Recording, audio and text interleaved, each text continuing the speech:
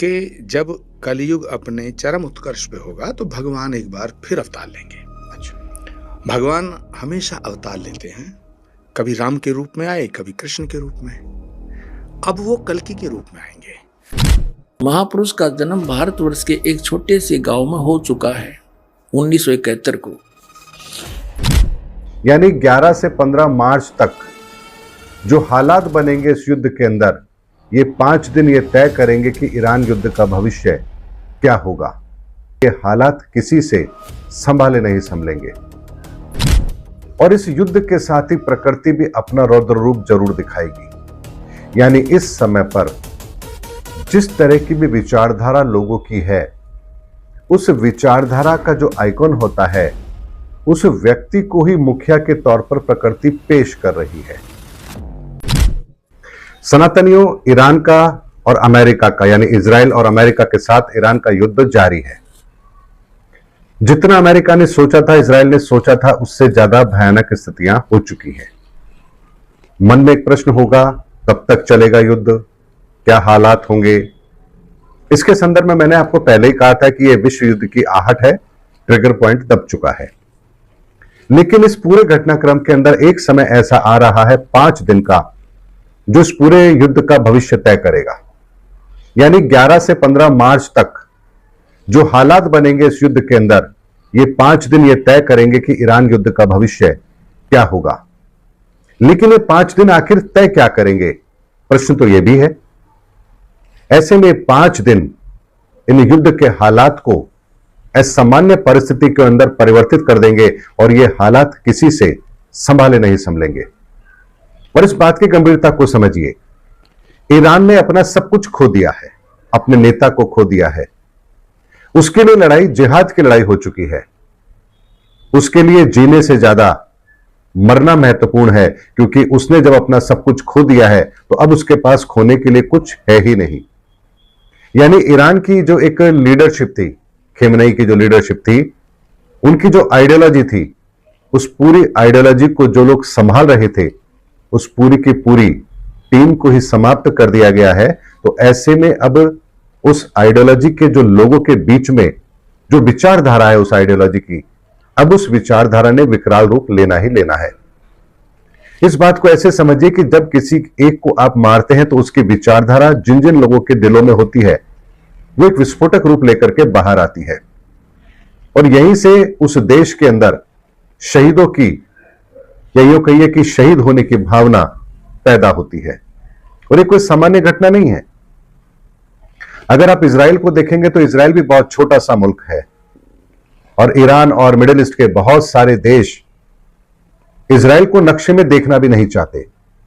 और इतने सालों से प्रयास करने के बाद भी वो इजराइल को नक्शे से नहीं मिटा पाए। क्यों नहीं मिटा पाए? क्योंकि इजराइल के लिए युद्ध नहीं है, इजराइल के लिए ये सर्वाइवल का प्रश्न है कि अगर वो जीता तभी जिंदा रहेगा, तभी उसका अस्तित्व रहेगा। तो इजराइल के लिए मिडिल ईस्ट के साथ युद्ध लड़ना उसके अस्तित्व का प्रश्न है। इसलिए वो किसी भी स्तर पर जाकर युद्ध लड़ता भी है और जिसने अपने सर पर कफन बांध लिया हो, उसको आप हरा नहीं सकते। लेकिन निर्णायक बात क्या है? निर्णायक बात यह है कि जैसे अपने सर पर कफन इजराइल ने बांध रखा है, वैसा ही कफन अमेरिका ने अब ईरान के सर पर बांध दिया है। और यह कोई छोटी घटना नहीं है। यह हार जीत के फैसले के साथ समाप्त होने वाली घटना नहीं है। इसके असर पूरे विश्व के अंदर देखे जा रहे हैं। भारत के अंदर भी, कश्मीर के आसपास के इलाकों के अंदर भी प्रदर्शन हो रहे हैं। यूपी के अंदर, लखनऊ के अंदर प्रदर्शन है, बंगाल में प्रदर्शन है। अब सोचिए, ये लोग प्रदर्शन कर क्यों रहे हैं? आप भारत में रहते हैं, भारत के नागरिक हैं, आपको यहां की चिंता होनी चाहिए। लेकिन ये लोग ईरान के समर्थन में खड़े हैं। क्यों खड़े हैं? क्योंकि ये उस आइडियोलॉजी को बिलोंग करते हैं।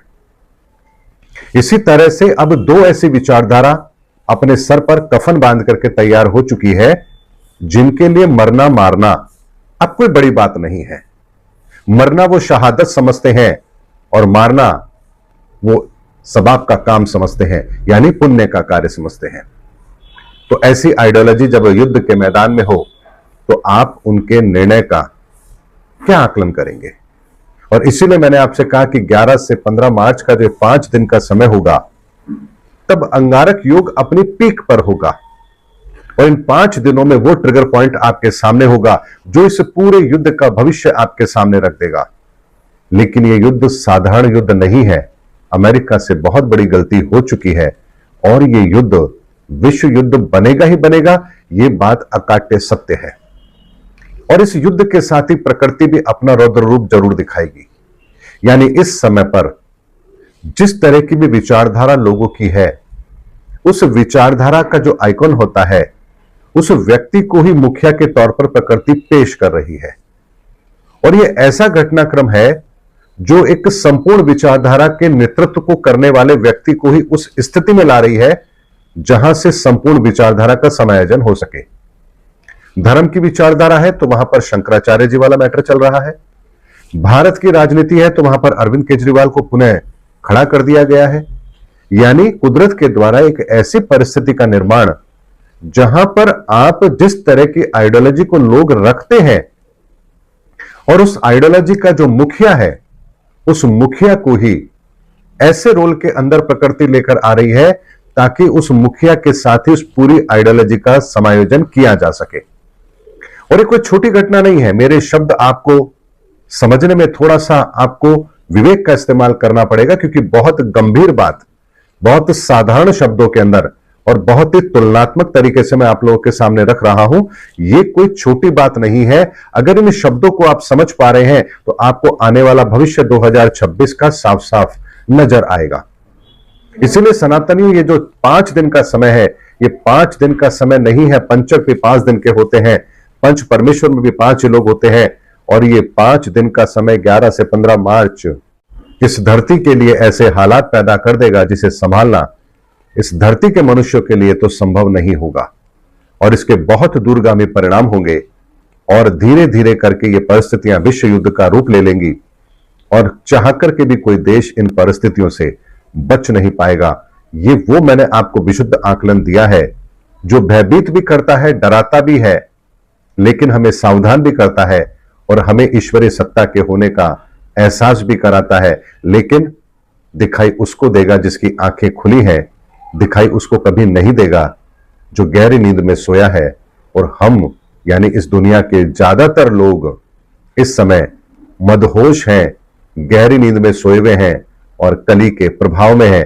लेकिन चंद मुट्ठी भर लोग ऐसे भी हैं जिन्हें धर्म दिखाई दे रहा है, स्थितियां स्पष्ट तरह से दिख रही हैं, आकलन कर पा रहे हैं और धर्म के रास्ते पर चलने का वो लोग प्रयास भी कर रहे हैं। और ऐसे ही लोगों के हाथ में आने वाले भविष्य की बागडोर होगी। चीन के समस्त वैज्ञानिक प्रगति को चूर्ण करके चीन को नष्ट कर दिया जाएगा। चीन में बचे खुचे लोगों की सहायता भारत करेगा। इसी बीच तिब्बत भारत को मिल जाएगा। यदि सभी राष्ट्र आपस में मिलकर भारतवर्ष पर आक्रमण करें तो भी इसे कोई जीत नहीं सकता है। भारत में नए सिरे से संगठन होगा। यदि विश्व के सभी राष्ट्र जी जान से यह प्रयास करे कि सुरक्षा परिषद अमेरिका से हटकर भारतवर्ष में न जाने पावे तो यह कदापि नहीं होगा। कि महापुरुष का जन्म भारतवर्ष के एक छोटे से गांव में हो चुका है। उस महापुरुष का जन्म भारतवर्ष के एक छोटे से गांव में हो चुका है और वह व्यक्ति मानव इतिहास का सबसे महत्वपूर्ण व्यक्ति बनेगा। उसे जनता का इतना बड़ा समर्थन प्राप्त होगा कि आज तक किसी को नहीं मिला है। वह महापुरुष नए सिरे से विधान को बनाएगा और वह विश्व के संपूर्ण देशों पर लागू होगा। उसका एक झंडा होगा, उसकी एक भाषा होगी।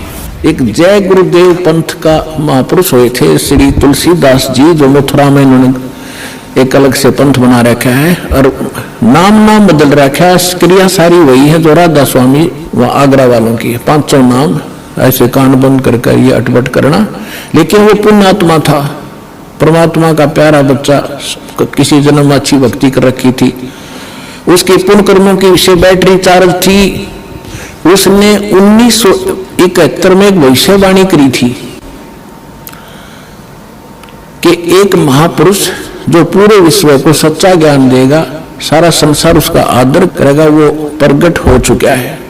अब आपको उनकी शब्दों में सुनाऊंगा, अच्छा लगेगा। देखिए, जय गुरुदेव की अमर वाणी, भाग 2, और ये कहाँ से छपी है देखिएगा। ये है श्री तुलसीदास जी, अब तो चले गए, जाए न जाना था।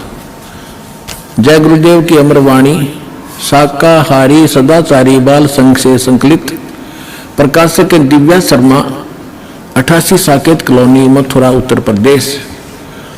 और मूल्य इतने, मुद्रक है अर्जेंट प्रिंटर्स, पुराना बस स्टैंड, मथुरा, उत्तर प्रदेश। ये है वो महापुरुष। अब इसके चिल्ले क्या कहते हैं, विश्व को शांति अभी नीचे मिलेगी जब तक ये यहाँ रहे डूणा नाश हो गया विश्व का, शांति नाम की चीज नहीं। अब आपको दिखाते हैं, इसके 58 पृष्ठ पर ले चलते हैं। 59 पृष्ठ पर देखिएगा, 59 पृष्ठ है 59। और ये 28 अगस्त 1971 को शाकाहारी पत्रिका में छपा। उस दिन इसने बोली है वाणी, क्या कहा है कि महापुरुष का जन्म भारतवर्ष के एक छोटे से गांव में हो चुका है। उस महापुरुष का जन्म भारतवर्ष के एक छोटे से गांव में हो चुका है और वह व्यक्ति मानव इतिहास का सबसे महत्वपूर्ण व्यक्ति बनेगा। उसे जनता का इतना बड़ा समर्थन प्राप्त होगा कि आज तक किसी को नहीं मिला है।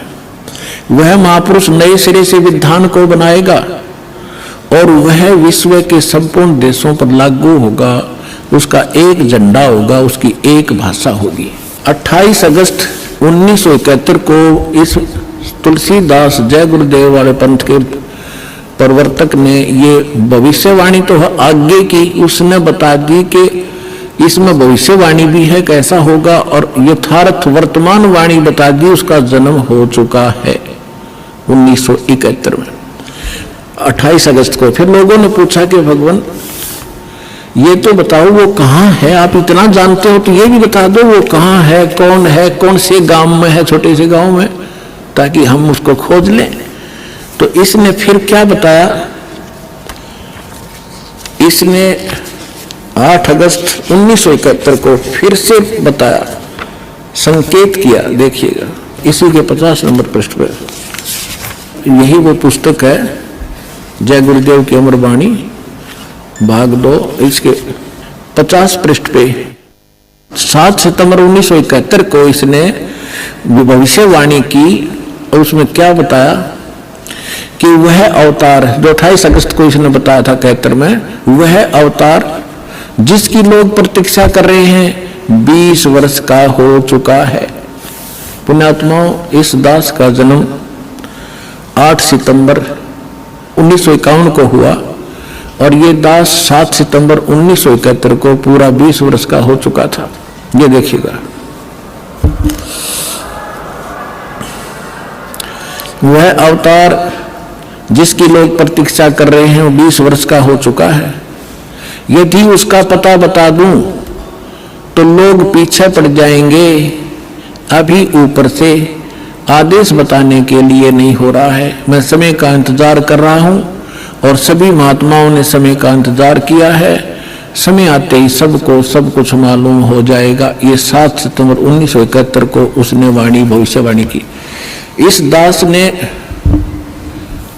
2012 में एक, जैसा कि मीडिया में उनके भी प्रवचन लिए और हमारे भी लिए, दास ने इस वाणी को पढ़कर एक सत्संग किया था कि यदि इस तुलसीदास जी की आज बैटरी चार्ज हो, 1971 में इसकी बैटरी चार्ज थी, इसकी दिव्य दृष्टि काम कर रही थी, पुण्य इसके पास बहुत से ढेर सारे थे, इसने उनका नाश कर लिया गलत साधना करके। जैसे इन्वर्टर की बैटरी में पहले से संग्रह की हुई एनर्जी जब तक चलेगी वो चलेगी, यदि चार्जर नहीं लग रहा तो भी चलेगी, लेकिन वो एकदम खत्म होगी यदि चार्जर फिर नहीं लगाता, यानी सत साधना नहीं की। यही दशा इस महापुरुष की हुई। ये पुण्यात्मा था, इसने 1971 में इसकी जो दृष्टि काम करे थी, इसने बिन की बिन बता दी कि वो महापुरुष, उसका जन्म हो चुका है और 7 सितंबर 1971 को 20 वर्ष का हो चुका है। लेकिन दास ने कहा कि यदि आज इसकी दिव्य दृष्टि काम करती है तो तुलसीदास जी बता दिए अपने शिष्यों को कि जिसके बारे में मैंने 7 सितंबर 1971 को भविष्यवाणी की थी वो बरुवाला में आ रहा है, चले जाओ। लेकिन उसने ऐसा नहीं किया। लेकिन ऐसा ना करके बल्कि विरोध किया उसके अनुयायियों ने, तो परमात्मा ने उसको इसीलिए जीवित रखा था। 108 वर्ष का हो गया था कि शायद वो अपने ऊपर से भार तार दे और मेरा काम हल्का हो जाए, भगवान ने सोचा था। लेकिन अहंकार भर गया उस प्राणी में, लाखों करोड़ों शेष हो गए। हरिब क्या करेंगे वो करोड़ कहाँ जाएंगे, आप पता नहीं कौन सी योनि भोग रहा होगा। तो दास ने कहा था कि अगर इसके अंदर आज वो दृष्टि है तो बता दे, नहीं तो ये फ्यूज हो चुका है। जब उसने नहीं बताया तो 6 महीने के अंदर उसकी टिकट कट गई, चला गया। और एक नास्त्रोदमस नाम के महापुरुष हुए हैं, उन्होंने भी कंप्लीट दास के ऊपर, आपने उसको पढ़ा भी होगा, ज्ञान गंगा के अंदर भी वो आपके लिए भक्तों ने बनाकर भेज रखा है, आपने पढ़ा होगा, नहीं तो पढ़ लेना। उन्होंने टू दी पॉइंट बता रखा है सारा का सारा। अगर आप ये वीडियो YouTube पर देख रहे हैं तो हमारे चैनल को सब्सक्राइब करें और बेल आइकन को दबाना ना भूलें।